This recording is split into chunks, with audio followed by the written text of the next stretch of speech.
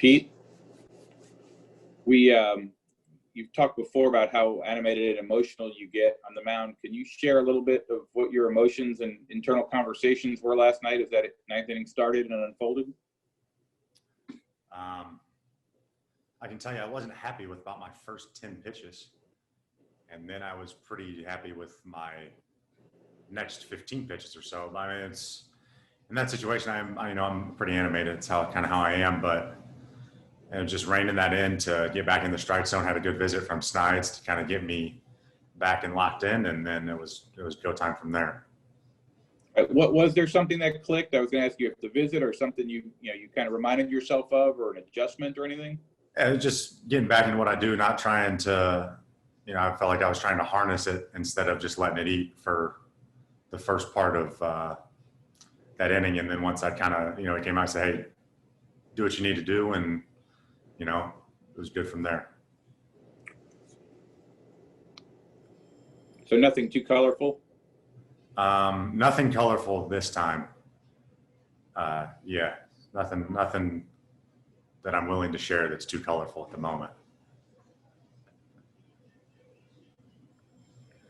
Hey, Pete, I mean, are you kind of used to, in a sense, to those situations? I mean, you're still a really young pitcher. It's a kind of, you go into a ninth inning like that, and that's why you might have been, trying to, like you said, harness it a little bit, just, launching them out there? First off, that's a great Zoom background. It's a lot of bubbles. I'm in the bubble with you guys. I mean, it's kind of how I am, from just like a pitch to pitch thing, where if I feel like I'm, if I'm flying or if I'm, doing something I don't usually do, I try and correct it. And there are times where I overcorrect both ways, and it takes a second to click back in to, get back into that ideal tempo and rhythm that I like to live in. Pete, could you, the way you were able to respond and after the way that inning started, how does that speak to how much you've grown in the last year, and where do you think you've grown the most? Well, I got back to my hotel room last night, and my wife said, if this had been you a few years ago, everything would have gone really poorly after that. So, I think there's definitely been a continued growth and maturity over the past, 5 years and counting, 6 years, 7 years. It's been a long time coming to get where I'm at now in terms of like a mental state. And obviously you can never like be satisfied with where you are with the headspace. It's always continued to, maintain what you think is, a positive in, in the mental side of things, and then continue to eliminate the things that you might find as detractors or distractions that pull you out of that ideal state. As someone who's married, since you're married to a former collegiate athlete, do you think that helps her being that upfront and understanding where you're coming from? Yeah, I think. I mean, when we first started dating and et cetera, she knew nothing about baseball, and now she knows more about baseball and is more prone to criticize me for it, and it's great. I love it. But yeah, it definitely, from somebody who's very competitive, to have somebody else who's very competitive, to kind of understand where that, where you have to go to and where you are in those moments, I think is definitely a help. Hey, Pete, for you to have that moment last night, Kevin Cash had to leave you in that game, and someone asked him post-game if it was the old rules, would he have come and got you after the 2 walks? And he said no, he was going to stick with you, and obviously he did throughout that inning. Can you speak to the faith that he has in you and knowing that your manager has your back and belief in you in those situations? I mean, it's from where I was in moments like that last year, where I definitely would have gotten yanked after walking 2 guys. I think it speaks to the faith that they have in us, as, they've done their due diligence and they know what they're getting out of us, and to trust us in those situations, I think is great. He still might have threatened bodily harm to me if I did it again.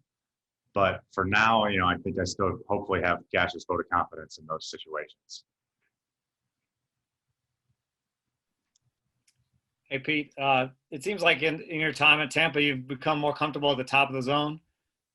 Just wondering if you did any drills with markers and trying to trying to aim there or change anything mechanically to get more comfortable up there, or it was just repetition? Yeah, they told me that my fastball is good and I should try and do that more.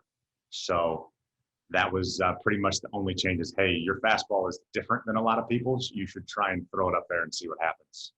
And that, I think that's where it plays best, when I'm able to get it up in that belt and kind of riding and carrying past, the swing path that the modern game has right now.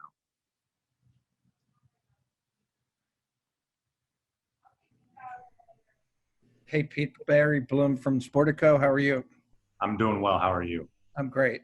So with the Lightning having won the Stanley Cup and Brady 3-1 and you guys in the middle of the playoffs, how does it feel to be in the middle of like Sports Central and Tampa right now? It's pretty great, I have to say. I'm glad that Pat Maroon won another cup, being a St. Louis guy like myself. So yeah, if we were to, pull off the Boston trifecta, since I'm pretty sure they've done it. I don't know if they've done it for sure, but they seem to be in the market for it quite often over the past 10 years. Yeah, if we were to steal a little bit of their thunder, it would be great. What do you think of it for your franchise, for the stability long-term of your franchise in Tampa to get to the next level here and win? Well, it'd be good. I don't really, it's to finally get off that list of teams that haven't won the World Series would be an accomplishment that I would love to be part of. I think that's everybody's goal.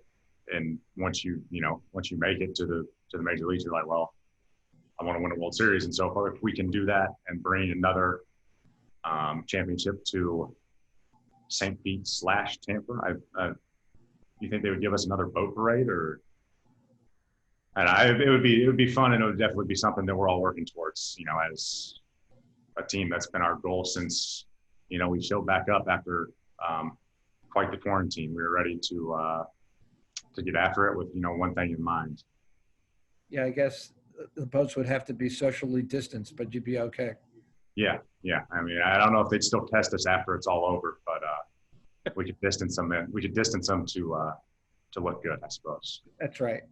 All right. Well, good luck. Stay safe and healthy. Thank you.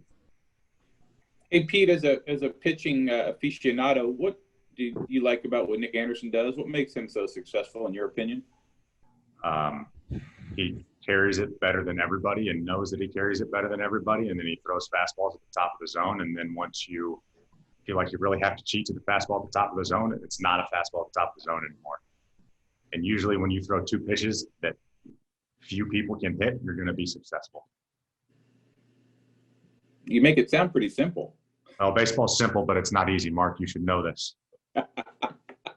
And you ever see him get nervous or ruffled, or like maybe ordering coffee or something in the morning? No, Nick has one facial expression. I have never seen anything other than his one facial expression. So if he does get nervous, we don't see it. Anything else for Pete? Thank you, everyone. Thank you, Pete.